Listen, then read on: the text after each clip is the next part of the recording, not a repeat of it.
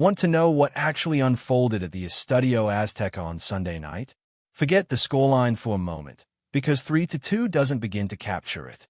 This was a match featuring a 2-goal lead built in 98 seconds, a straight red card, a bench-clearing brawl with punches reportedly thrown, 2 penalties dragged out of a pitch-side monitor, 11 minutes of stoppage time that somehow stretched to 12, and an England player stretched it off needing oxygen while his teammates were still mid-celebration. And that's the abbreviated version. So let's actually walk through it, because this wasn't a football match. It was a survival story with a football match breaking out inside it. Here's what you need to understand first. The chaos didn't begin at kickoff. It started the night before, in a hotel parking lot. While England's players tried to sleep ahead of the biggest match of their tournament, dozens of Mexican fans gathered outside their hotel in Santa Fe, on the western edge of Mexico City, armed with loudspeakers, air horns, and fireworks. And they kept it going into the early hours of Sunday. Police barricades didn't deter them. This wasn't spontaneous rowdiness, either. It's a real, entrenched Latin American football tradition, the late-night serenade, and it has quietly morphed from a show of devotion to the home side into a deliberate psychological tactic aimed at stealing an opponent's sleep. They'd run the identical playbook days earlier outside Ecuador's hotel before eliminating them 2-0, a stunt that angered Ecuador's federation enough to file a formal complaint.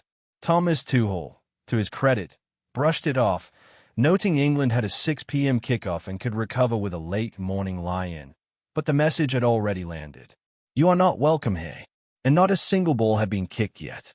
Then there's the stadium itself, and you can't discuss England at the Azteca without addressing the ghost that lives there. This marked England's first return to this exact ground since 1986, since Diego Maradona, since the hand of God, the single most notorious moment in this fixture's history. So the venue was already charged before adding anything else. And Mexico added everything else. The stadium sits at roughly 7,350 feet, 2,240 meters, above sea level, thin air that leaves visiting players genuinely lightheaded. It was packed with 80,824 fans who never let up for 90+ minutes. Their new rallying chant, "Si se puede, what if we can," echoed around the bowl like weather. Then actual weather arrived.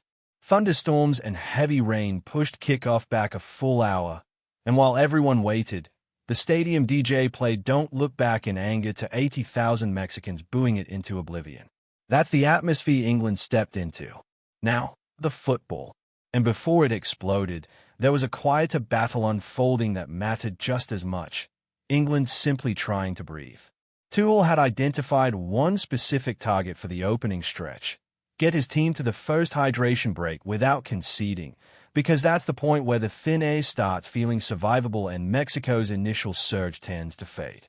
Mexico were always going to come out fast, riding the crowd's energy, and they nearly struck first when Raul Jimenez met a cross with a diving header in the 16th minute, only for Pickford to dive low and palm it away. That save let England exhale. Composed positioning, no overcommitting, refusing to get dragged into the noise. The crowd hated how deliberately England moved the ball. That was the entire point. Then, once they'd settled, they didn't just absorb pressure, they struck.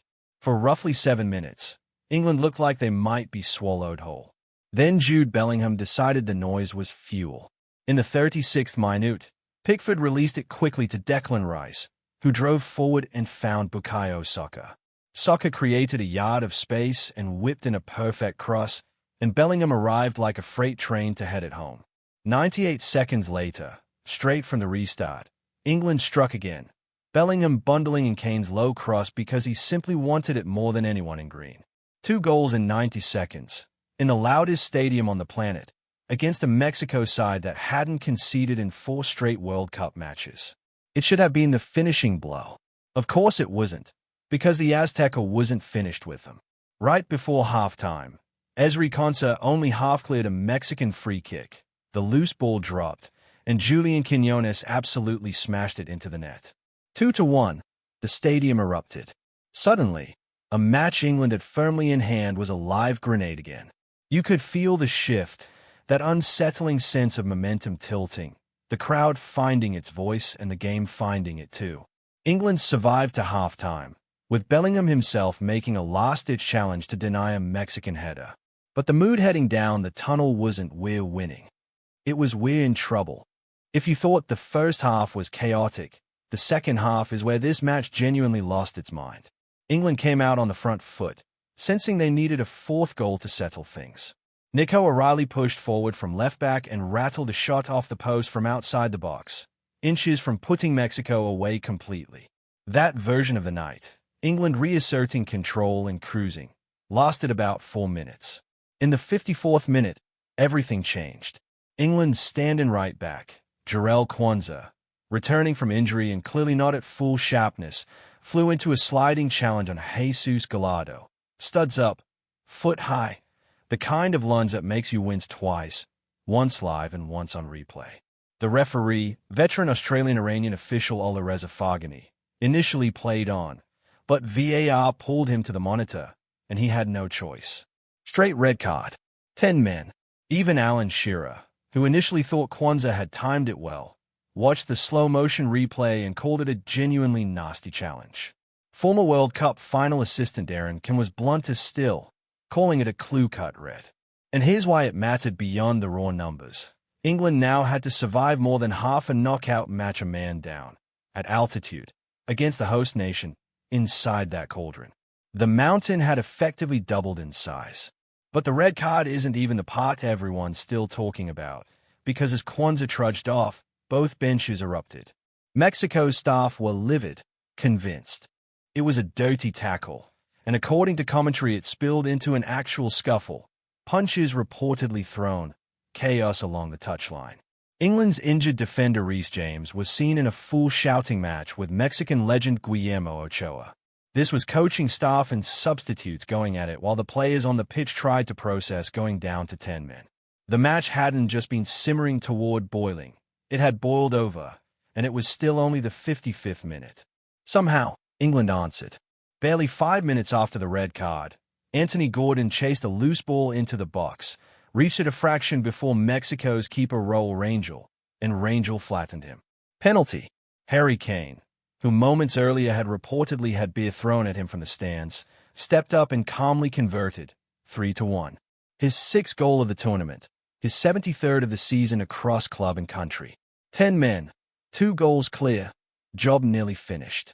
You already know it didn't stay that way, because this is where Kane flipped from hero to villain in the span of 9 minutes. Defending yet another Mexican set piece, Kane swung to clear the ball and never saw substitute Brian Gutierrez arriving behind him. He kicked straight through the Mexican's foot. Faghani waved play on.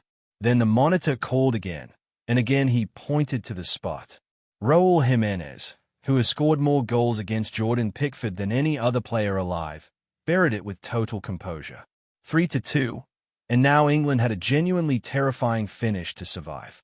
That penalty is the call that split the football world in two, and it deserves real scrutiny rather than just outrage, because both sides have a legitimate case.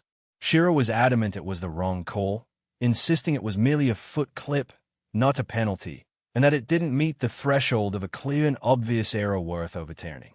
Tuchel was furious afterward, telling the BBC the officiating just isn't good enough, accusing VAR of manufacturing a foul the referee hadn't originally called, and openly questioning whether different regional VAR crews should have been assigned to a match of this magnitude.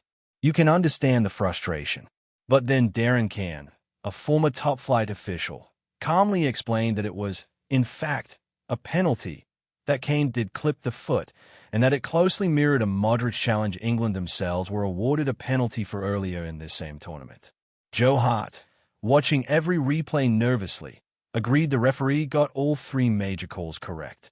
And here's the twist that will drive England fans mad. A large portion of the football world thought Faghani was outstanding, so much so that fans flooded social media demanding FIFA hand him the final. The most experienced referee at the tournament, the only official ever appointed to 4 consecutive World Cups. Half the planet wanted him promoted while Tuchel wanted him nowhere near a whistle again. Both reactions aimed at the exact same performance on the exact same night. That's how unhinged this match was. Picture the closing stretch. England down to 10 men, clinging to a one-goal lead, shifted into a back five with Dan Burn and Jed Spence introduced to build a wall. Mexico threw everything forward, cross after cross after cross into a besieged box, 80,000 fans roaring them on. An entire nation's World Cup dream riding on one more goal. The fourth official's board went up. 11 minutes of stoppage time. 11. Then Fagani awarded 2 more corners deep into it, and it stretched past 12. In the middle of that onslaught, John Stones nearly turned a clearance into his own net, the ball skidding inches past the post, the kind of moment that would have been the cruelest gut punch of the entire tournament. But Burn was excellent, Pickford was composed, and England cleared everything until, finally, mercifully, the whistle blew. They'd survived. 10 men, altitude, the Azteca, all of it. And even then, the night had one more absurd twist in store.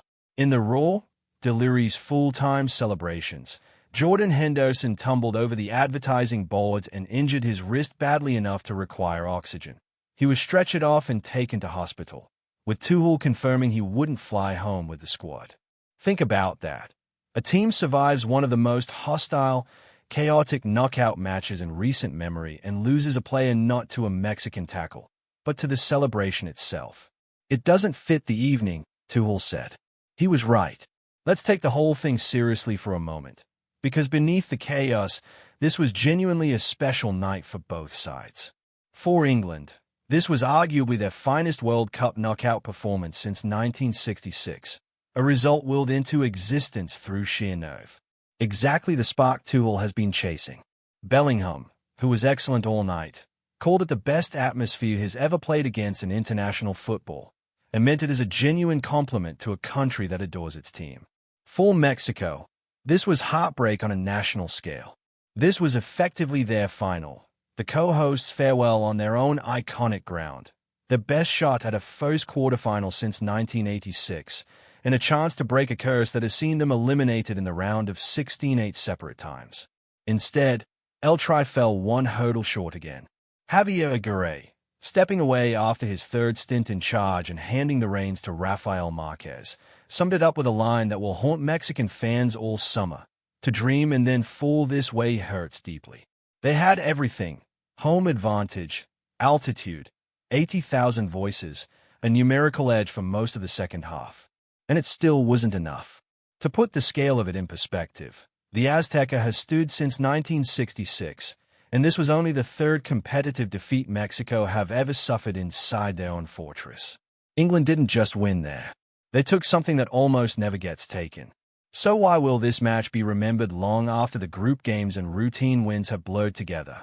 Because it wasn't one controversy, it was all of them, stacked on top of each other, each one raising the temperature of the next. The sleepless hotel siege fed the hostility. The storm delay stretched the tension. The 98-second double stunned a crowd that then roared back to life off a single set piece. The red card lit the benches. The penalties turned a hero into a villain and back into a survivor. The whole unmanageable night kept climbing gear after gear, until 11 men in white were throwing their bodies in front of everything the loudest stadium on the planet could throw at them.